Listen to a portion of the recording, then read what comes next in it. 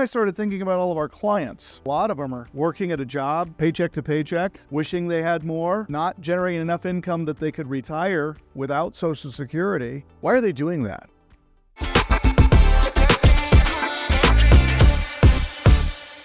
I just got back this morning at 2:30 this morning from Bar Harbor, Maine. Has anybody been to Maine? Have you been to Bar Harbor? Nick, you been to Bar Harbor? Okay. I'd never been to Maine, and that's part of the reason that we went. So Jacqueline and I were celebrating our 21st wedding anniversary. Yeah, thank you. Can you believe somebody put up with me for 23 years, 21 years? Yeah.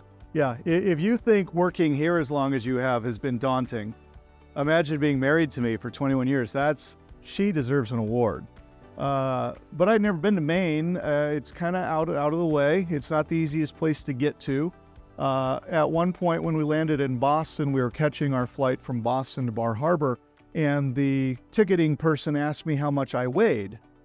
And I said, well, that's kind of a personal question. Why do you care? She says, well, we need to know where to sit you on the airplane so it doesn't flip over. Yeah. So we walked out to this little plane that I believe was built for midgets. I don't know if you can say that. Little people is the politically correct term now. And I had to sit right behind the pilots over the wing because apparently I was the chubbiest guy on the plane. And this little puddle jumper, which I didn't enjoy.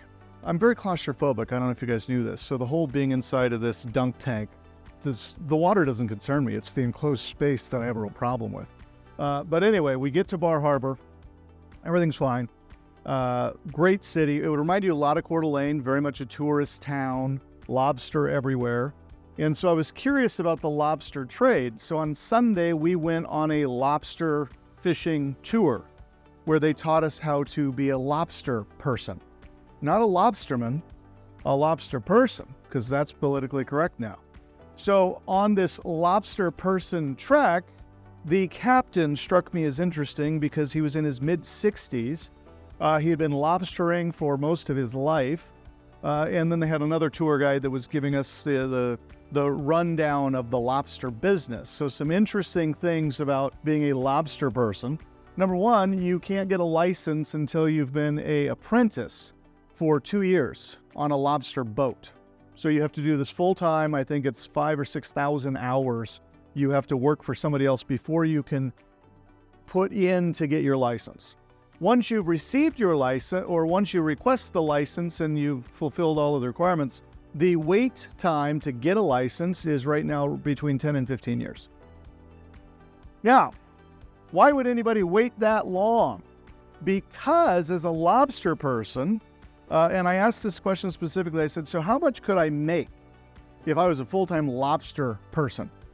She said, well, on the low end, you'd make about 50 grand. And on the high end, you could make as much of $500,000. So I did some math. When you haul in lobster and you sell it wholesale to the restaurants and things, you get $6.50 a pound.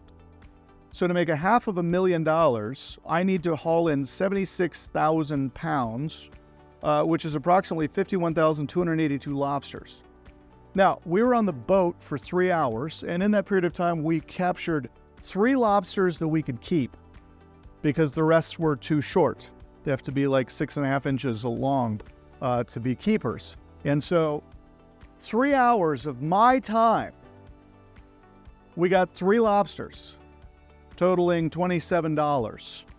And I'm thinking about this 45-foot boat, the captain's time, the fuel, the insurance, the operational overhead, and I'm thinking, how does anybody make any money in this business? Tourism, yeah, you sell tickets to people who want to learn how to be a lobster person. That's really the only way to do it.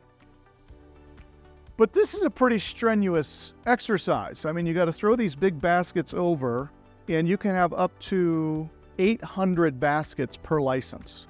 And then they have this little bobber that floats on top of the surface of the water, and it has 2 different colors, and you know your bobber by the color. So you just float around in the bay, and when you see one of your bobbers, you grab it with a hook, and then you tie it around this big wheel, and then it hauls it up to the top of the boat, and then you got to manhandle this thing and then pull out the lobsters and measure them and put rubber bands on their claws. It was quite the process. Now, why am I telling you this?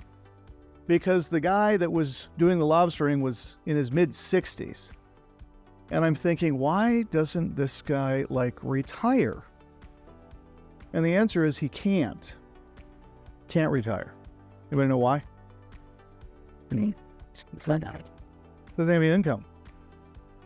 Now he's 65, but he doesn't want to start drawing Social Security till he's 67, because if you wait till you're 67, then you can get the maximum monthly payments from the government. So he's got 2 more years of this before he can retire. And that got me thinking, why has this guy not hustled like nobody's hustled before in their life, had a couple of $500,000 a year periods, taken the $500 million, $1.5 million, $2 million in revenue they generated, and bought income-producing assets so that he could live off the income-producing assets and he wouldn't have to be a lobster person anymore. Now, don't get me wrong, lobstering was fun, but we were also doing it in the middle of August when it was 85 degrees outside, nice calm breeze. But Bar Harbor gets down to -40. It gets very cold there. And I can't imagine being out there on that boat in -40-degree weather to catch a $6.50 a pound creature that looks like Satan to pay the bills. It just baffled me. And then I started thinking about all of our clients who are doing the exact same thing. Now, they may not be on a lobster boat, but a lot of them are working at a job, paycheck to paycheck, wishing they had more, not generating enough income that they could retire without Social Security. Why are they doing that?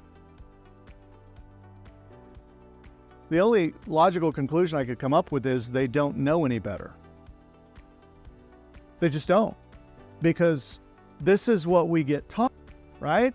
Learn a trade, get a degree, get a job, earn an income, get a nice house, get the nice cars, get the boat, go on the vacation, and as long as you got enough money to afford the lifestyle you desire, then you're doing well. Not considering old age,